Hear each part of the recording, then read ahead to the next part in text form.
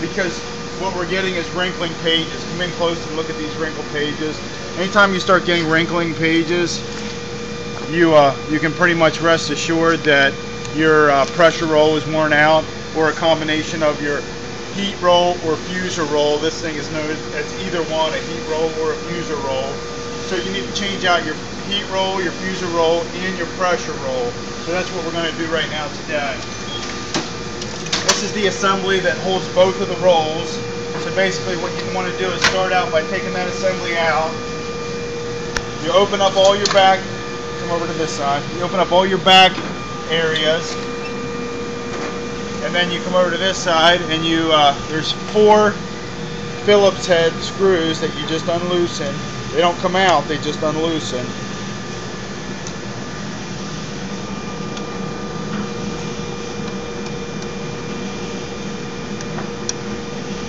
And there's one wiring harness that connects back in the back right here.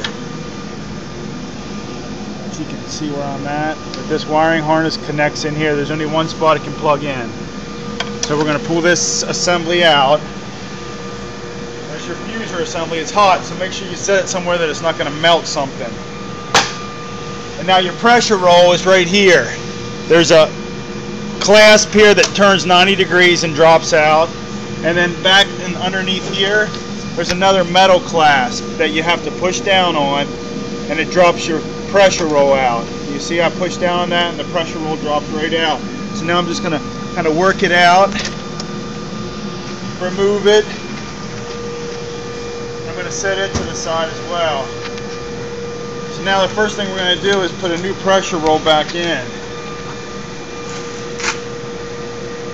These should be available in your Xerox parts that the technician keeps on site in your parts cabinet. You need a reference. There's the reference number for your pressure roll.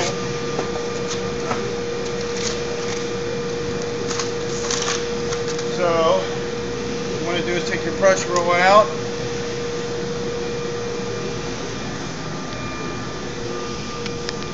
Just making sure I have it lined up right. And it'll fit right back in these grooves for this this metal. You can actually pull this out if you want and get it started before you put it in.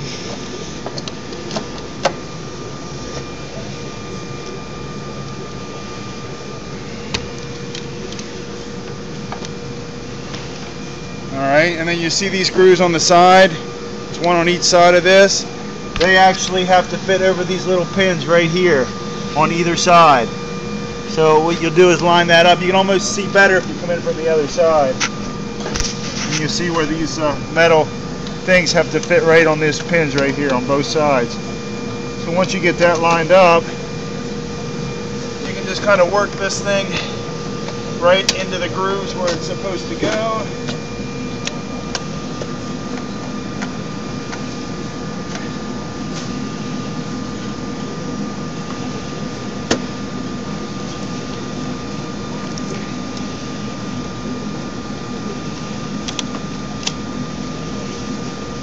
Once you do it a few times, it definitely gets easier. So this backside I clicked in. You'll just have to push up on the, if you're facing it, you push up on the left hand side until it clicks in, and then you push up on the right hand side, and then you just turn this little holder, turns about 90 degrees back in to hold the pressure roll in place. So once your pressure rolls in, then you grab your new fuser roll or heat roll. It's referred to as either.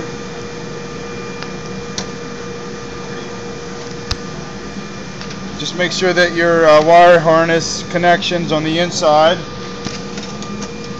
slides right in and seats in place. And what I normally do is I'll take a flat screwdriver and kind of slide the roll back and forth a little bit until it drops and seats in place. And you know it's seated in place because you got these little tabs right here at the end of my screwdriver that stick out.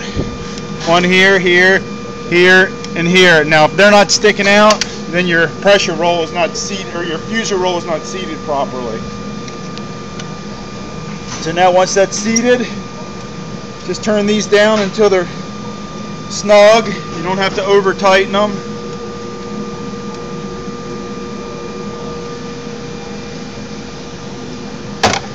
And you plug, this wasn't plugged in, that should be plugged in. Barry, when he rebuilt this, apparently didn't plug it in. Pause it.